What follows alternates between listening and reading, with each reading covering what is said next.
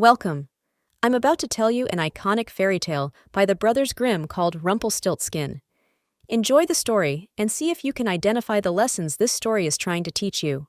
There was once a miller who was poor, but he had one beautiful daughter.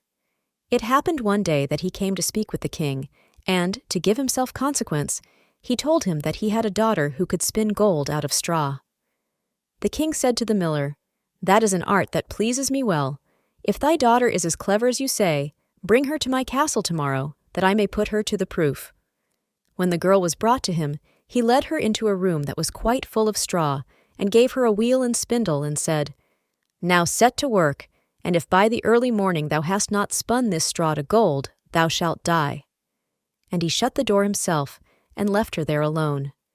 And so the poor miller's daughter was left there sitting, and could not think what to do for her life.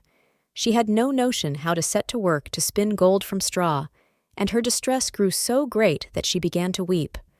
Then, all at once, the door opened, and in came a little man who said, "Good evening, miller's daughter. Why are you crying?" "Oh," answered the girl, "I have got to spin gold out of straw, and I don't understand the business." Then the little man said, "What will you give me if I spin it for you?" "My necklace," said the girl. The little man took the necklace, seated himself before the wheel, and whir, whir, whir. 3 times round, and the bobbin was full. Then he took up another, and whir, whir, whir. 3 times round, and that was full. And so he went on till the morning, when all the straw had been spun, and all the bobbins were full of gold. At sunrise came the king, and when he saw the gold, he was astonished and very much rejoiced, for he was very avaricious. He had the miller's daughter taken into another room filled with straw, much bigger than the last, and told her that as she valued her life, she must spin it all in one night.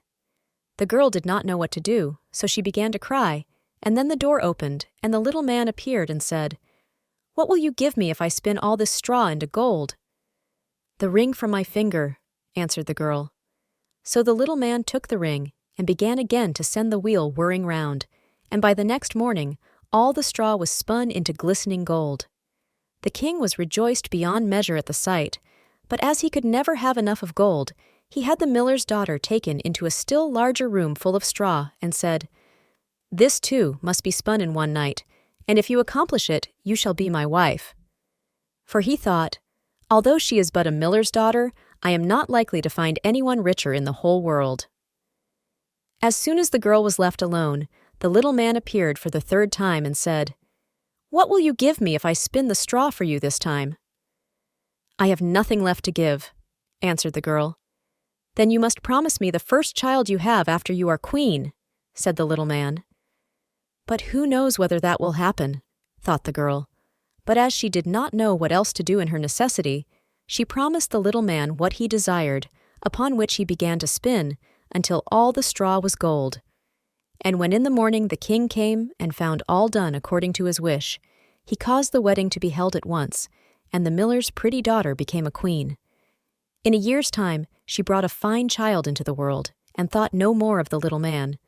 But one day he came suddenly into her room and said, "Now give me what you promised me." The queen was terrified greatly, and offered the little man all the riches of the kingdom if he would only leave the child. But the little man said, "No, I would rather have something living than all the treasures of the world." Then the queen began to lament and to weep, so that the little man had pity upon her. "I will give you 3 days," said he, "and if at the end of that time you cannot tell my name, you must give up the child to me." Then the queen spent the whole night in thinking over all the names that she had ever heard, and sent a messenger through the land to ask far and wide for all the names that could be found. And when the little man came next day, beginning with Caspar, Melchior, Balthazar, she repeated all she knew, and went through the whole list, but after each the little man said, "That is not my name." The 2nd day the queen sent to inquire of all the neighbors what the servants were called, and told the little man all the most unusual and singular names, saying, "Perhaps you are called Roast Ribs, or Sheepshanks, or Spindles Hanks."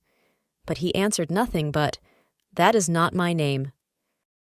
The 3rd day the messenger came back again and said, "I have not been able to find one single new name, but as I passed through the woods I came to a high hill, and near it was a little house, and before the house burned a fire, and round the fire danced a comical little man, and he hopped on one leg and cried, "Today do I bake, tomorrow I brew, the day after that the queen's child comes in, and oh, I am glad that nobody knew that the name I am called is Rumpelstiltskin." You cannot think how pleased the queen was to hear that name, and soon afterwards, when the little man walked in and said, "Now, Mrs. Queen, what is my name?" she said at first, "Are you called Jack?" "No," answered he. "Are you called Harry?" she asked again. "No," answered he.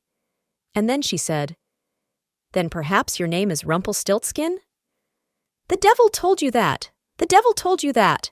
cried the little man, and in his anger he stamped with his right foot so hard that it went into the ground above his knee. Then he seized his left foot with both his hands in such a fury that he split in two, and there was an end of him. The end.